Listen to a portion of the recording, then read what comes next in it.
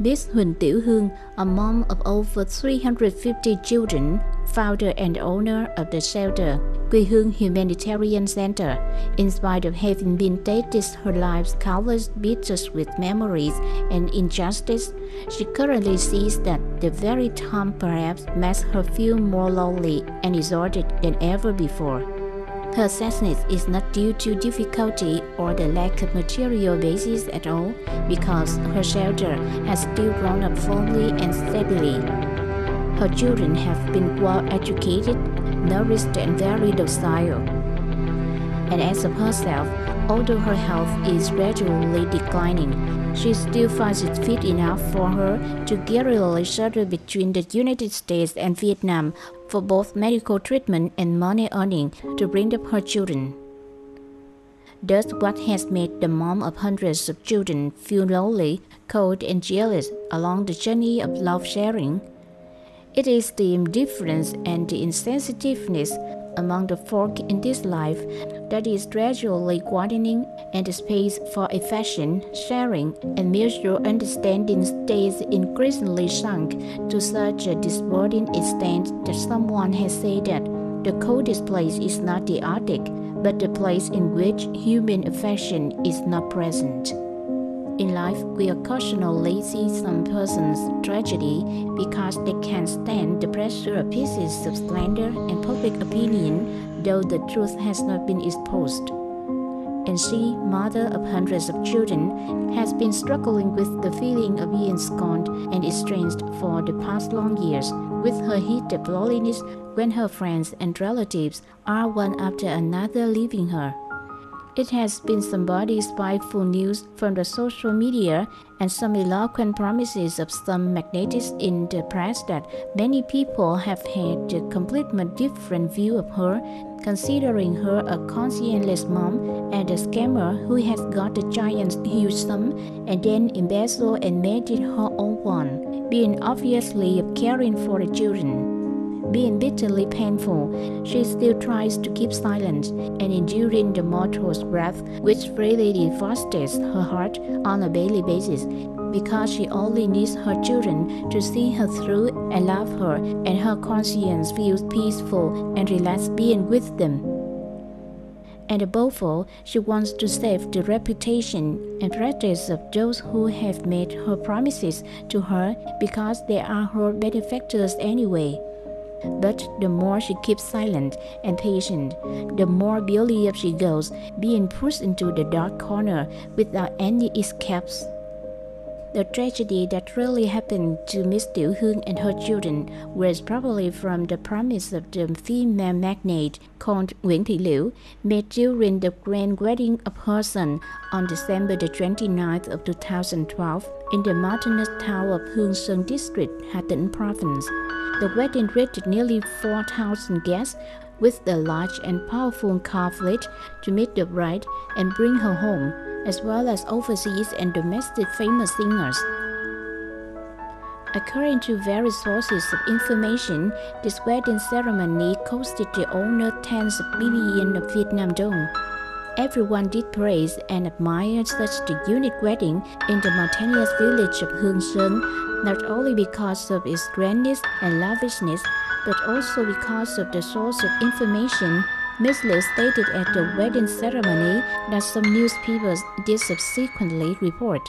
The businesswoman confirmed that all the lucky money for the wedding's bride and groom, estimated at the over 50 billion Vietnam dong, will be set aside as donations to Quê Hương Humanitarian Center in Bình Dương Province, founded and directed by Miss Huỳnh Tiểu Hương. It is thought the life of the orphaned and disabled children in Quê Hương shelters will be further warmed up, and the future will be further widened when they are going to get the donations of the female magnate from the mountainous village.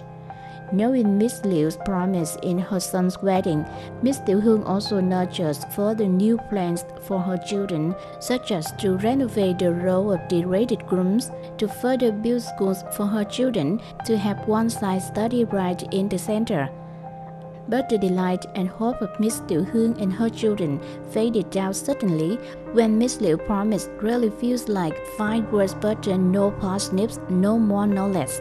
Press did report the news, and everybody clearly understands that Quê Hương Humanitarian Center has received such a huge supportive sum. So every day, Miss Hương always receives both the congratulatory phone calls and lamentations from sad loads of needy and miserable folks from everywhere who are looking forward to being helped. Because they know how she is good-hearted and generous by nature, whenever she has money, she does not spare her donations to everyone, especially the misfortunate. They have thousands of reasons to come to her after they knew such the news, ranging from disease healing, home renovating, paying for the children tuition, to business doing and trading. In spite of certain extent did she try to express her inner feelings, they did not believe the promise was just an empty one. So some people did sing another tune and smear her as well as draw baseless inference to her.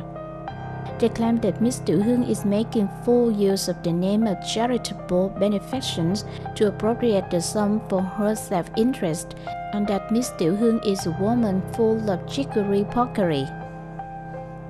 Now 5 years have gone by, but many people still have an aversion to her because of this case.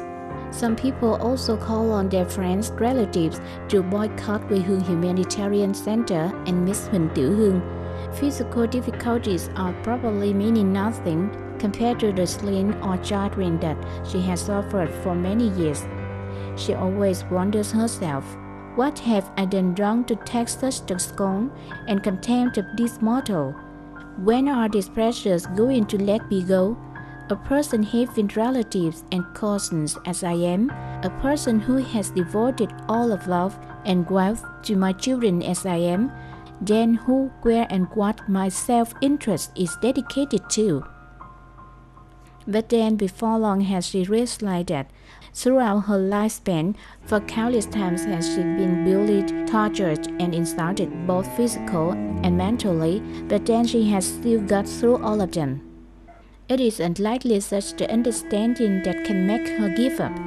No matter what goes on, she has to stand up and goes beyond herself. Apart from the promise of Miss Nguyễn Thị Liễu, for the last 15 years, Miss Tiểu Hương and her children have received countless promises from various visitors to the center, and then they have happened to forget right after her leaving the center. That is the promise from the charity organization of Nhân, a non-governmental charity organization in India, which has pledged to donate 70 billion Vietnam dong for the center's infrastructure expansion, or the promise of Giúp Real Estate Company has made to give its monthly donation of 100 million Vietnam dong to join efforts to raise the children. These virtual promises have increasingly made the community believe that Miss Tiểu Hương was financially plentiful, and consequently, subsequent relief and support activities to the center are also becoming sparser and scarcer. Even many of her long-time friends and benefactors have left her gradually. The burdens of clothes, meals, and money have been thus growing heavier and heavier with Miss Tiểu Hương.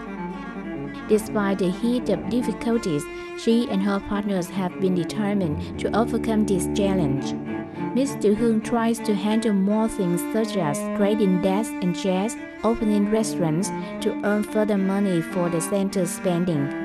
Deep in her heart core, there's always lie a thought that, with or without the social community's support, she is going to manage to maintain Quê Hương Humanitarian Center with all her efforts. Now, even though the truth has been exposed and the whole community has seen through her heart and suffering, almost every day does she also get some bad stuff about her. Sometimes they said Miss Tiểu Hương has taken full advantages of charitable benefactions to entice some wealthy magnates. And another time they said she has stripped the kids of their money for her self-interest. and they even say that she is in the police blacklist because she has been sponsored by foreign reactionary organizations. Sometimes they call her just to revile, insult her, and then quickly hung up the phone. But she probably feels saddened by her children's questions. Mom, why have they said you are a bad mom and a defrauder? I do not want them to keep saying such things as this. All have made her heart more thrilled. After all the tragic storm and stress converging on her, her belief in the moral and the life is also becoming more fragile and worn out as years keep gliding by. She is understandably sad and weary in body and mind, but it is something sure enough that Miss Tiểu Hương is never going to give up and never leave her children. It is just because of a simple thing that the children are her priceless treasure, and her life's joy and reason death as well. We hope that the social community, before imputing a mistake to the mother of hundreds of children, Huỳnh Tiểu Hương, or undervalue her work, please take pains to find out her work for a long time, about the life, the activities, and the study of almost 350 children at Quê Hương shelter. Being parentless has made the children's life suffered for many losses and disadvantages. The children are the cost human beings, having the all rights to live, to be loved, and to be in pursuit of happiness. If you or we can neither love the children nor live up their dreams, then please do not leave them more vulnerable by anything further pernicious. They desperately want to live peacefully by their mother Tiểu Hương and their great family of Quê Hương to grow up daily. The social understanding, sympathy, and sharing towards Miss Tiểu Hương is surely going to feed them with more strength and motivation for her to keep surviving and making sacrifices for her children and feeling no longer lonely along the humanitarian journey down the road.